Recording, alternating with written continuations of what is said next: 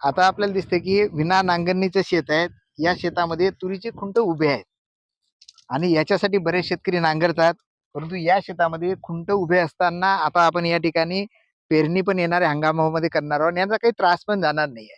उलट या खुंटामुळे जमिनीचा जो असा उतार आहे तर मोठ्या प्रमाणात इथं काळी कचरा अडकणार, माती अडकणार, म्हणजे एक भिंत तयार झाल्यासारखी होणार आणि त्यामुळे इथला गाळ इथंच राहणार, जमिनीची सुपीकता वाढणार. सोबतच ही खुंट आता इथं उन्हाळाभर उभे राहिल्यामुळे जे इथं काही जे जीवजंतू होते, जीवाणू होते, त्याला घर उपलब्ध झालं. अन्यथा नांगरलं असतं तर उन्हाला एक्सपोज झाले असते, मेले असते. पण इथं आता ते एक मायक्रो क्लायमेट तयार आहे, म्हणजे जीवाणूंचं खरं घर तर ही पिकाची मुळं राहतात आणि ही जमीन एवढी भुसभुशीत होते. आता हे खुंट जरी दिसत असले, आता हे जर उपटतो म्हटलं तर आपल्याला दिसेल इझिली उपटल्या गेलं. आता हे उपटलं गेलं, पण हे माती बघा याची कशी एकदम एकदम नरम आहे याची. आता हे तुरीचं खोड पण एवढं हे जमिनीत आहे.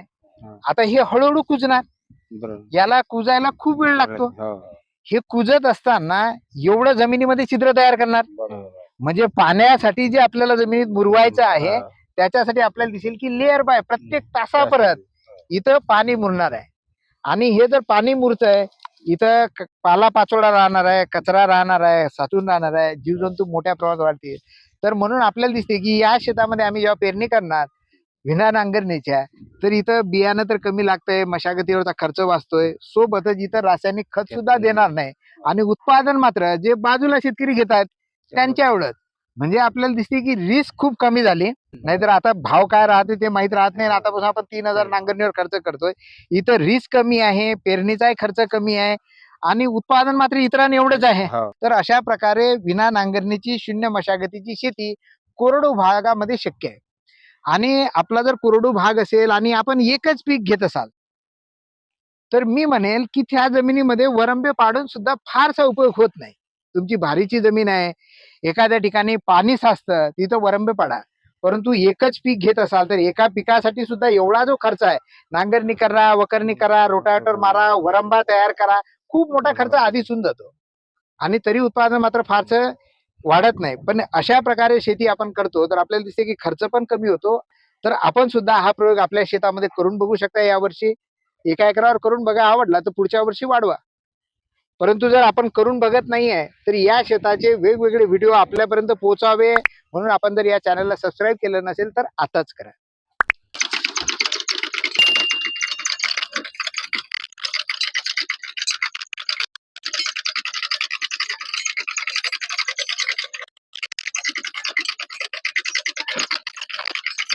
शून्य मशागत तंत्रज्ञान म्हटलं की बऱ्याच जणांचा असा गैरसमज आहे की त्यामध्ये काहीच करावं लागत नाही, मेहनत नाही. परंतु तसं नाहीये. उलट पारंपरिक शेती करता त्यामध्ये कमी मेहनत आहे. म्हणजे आजकाल सगळं ट्रॅक्टरनं होऊन राहिलंय. म्हणजे नांगरणी वखरणी ट्रॅक्टरनं करतात, पेरणी ट्रॅक्टरनं करतात. त्या जमिनीमध्ये माणसाची मेहनत कमी झाली. परंतु जर आपण शून्य मशागतीनं शेती करतो तर मात्र टोकन यंत्रानं पेरणी कंपल्सरी आहे. आता या तुरीच्या शेतामध्ये तुरीचे खोडके न काढता आपल्याला दिसते की इथं हा दिसतोय किती मोठा काळी कचरा आहे. हा दिसत आहे, हा सगळा काळी कचरा आपण असाच राहू दिला. इथे पेरणी योग्य पाऊस झाला आणि आपण पेरणी करून टाकत आहे. टोकन यंत्राने पेरणी करतोय, ट्रॅक्टरचा वापर न करता. सोबत आपल्याला दिसते की या ठिकाणी आपण कोणतंही कंपोस्ट खत नाही, शेणखत नाही आणि रासायनिक खत सुद्धा या जमिनीला नाही आहे. एकदम हलकी जमीन आहे, माळ रानाची जमीन आहे, दगड वर आहे. तरी पण आपल्याला दिसतंय की हे जे सोयाबीनचं पीक आहे हे फक्त 3.5 महिन्याचं पीक आहे आणि मग 75 ते 80 दिवस त्या पिकाला जे खायला लागतं, जेवढे अन्नद्रव्य लागतात, ही पुरवण्याची क्षमता या जमिनीमध्ये आहे. आणि ती कशामुळे, तर ही जमीन जीवाणूंना समृद्ध आहे. आणि ती का, तर आपण आधीच्या पिकाची जी मुळं आहे, अवशेष आहे, ते तसेच राहू दिले.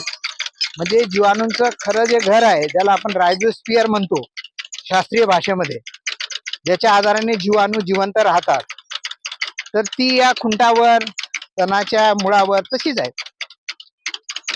आणि आता पाऊस पडला की ते ऍक्टिव्ह झाले. ऍक्टिव्ह झाल्यानंतर ते काही माती खात नाही, त्यांना ऑर्गॅनिक मॅटर लागतं खायला. आणि या जमिनीमध्ये आता आपण ऑर्गॅनिक मॅटर सुद्धा त्यांच्यात ठेवलंय. आणि मग जेव्हा आता आपण पिकाची पेरणी करतोय, आता हे पेरल्यानंतर या पिकाला जे अन्नद्रव्य लागतात ते पुरवण्याचं काम या जमिनीमध्ये जे मोठ्या प्रमाणात निर्माण झालेले जीवाणू आहेत ते करतात. म्हणजे खरं तर ही शून्य मशागत ती काळाची गरज आहे, परंतु या जमिनीमध्ये मेहनत आहे. जसं आता आपण पाहतो,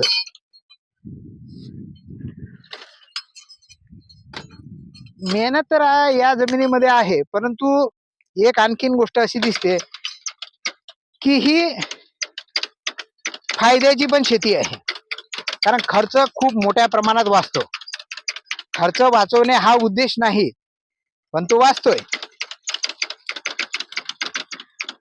सोबत म्हणजे मशागतीवरचा, रासायनिक खतावरचा आपला खर्च वाचतोय. सोबत जिथं पेरणी करताना आता आपल्याला 15 किलो बियाणं लागतं, त्याचा पण खर्च वाचतोय.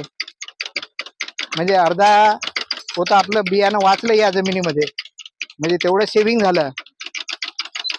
आणि इथं सर्वात महत्वाचं म्हणजे आपण टोकन यंत्राने पेरणी करतो तर प्लॅन स्पेसिंग मेंटेन करतो. झाडाची योग्य संख्या योग्य अंतरावर जर असेल ना तर तिथंच आपण जिंकलोय. जेव्हा झाडाची योग्य संख्या योग्य अंतरावर राहते तर उत्पादन तसंच वाढतं. आपलं साध्या ट्रॅक्टरनं पेरणी करतो तर आपल्याला दिसते की कमी जास्त पेरणी होते, कुठं दाट होतं कुठं पतलं होतं. या जमिनीमध्ये मात्र या टोकन यंत्राने एकसारखं बियाणं पडतं. ते शून्य मशागत असल्यामुळे इथं जमिनीची झीज कोणती होत नाही. म्हणजे आता हे रस्त्यावर शेत आहे. विनोद जेव्हा नेहमी आता शेतामध्ये या ठिकाणी येतोय तर अनेक लोक त्याला बोलतात, का हो या वर्षी पडीत ठेवायचं का, नांगरलंच नाही का, किंवा अशी शेती करताना तुम्ही सुद्धा करत असाल तुमच्या शेतामध्ये, तुमच्या भागात जर हिंमत केली तर हे चांगली दिसत नाही. कारण आतापर्यंत आपल्याला सवय पडली की शेत नांगरून वखरून स्वच्छ करायचं, त्यातला काळी कचरा ना कचरा उचलून टाकायचा, आणि कचरानं कचरा साफ केलं तरच आपल्याला करमतं.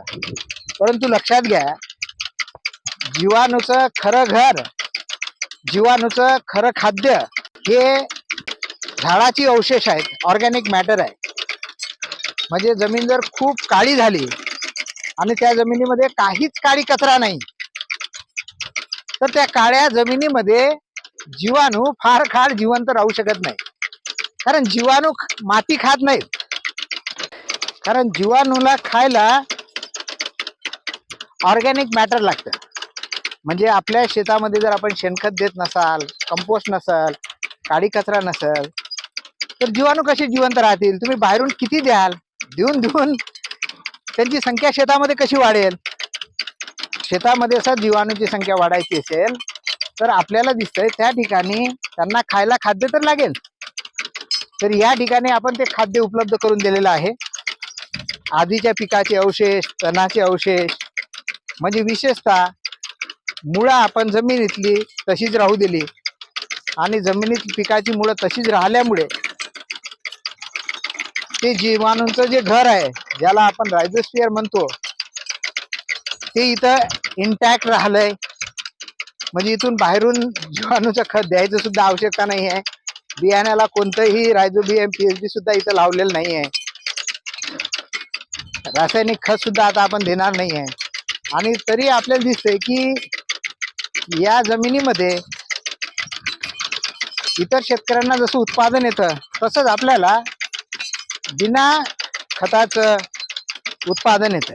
मग अशा प्रकारे शेती करताना जर पर्यावरणाचा आपण समतोल राखत असू, खर्च पण कमी करत असू, उत्पादन इतर शेतकऱ्यांसारखंच येत असेल तर मग जास्त खर्च कशाला करायचा. पण तरी काही शेतकरी हे शेती अशा प्रकारे करत नाही. आणि त्याचं मुख्य कारण म्हणजे की आतापर्यंत आपण पारंपरिक नांगरणीनं शेती करत आलोय. एखाद्या शेतकऱ्याची जर अशी शेती असली तर लोकांना आवडत नाही, कारण आतापर्यंत आपण केलं नाही.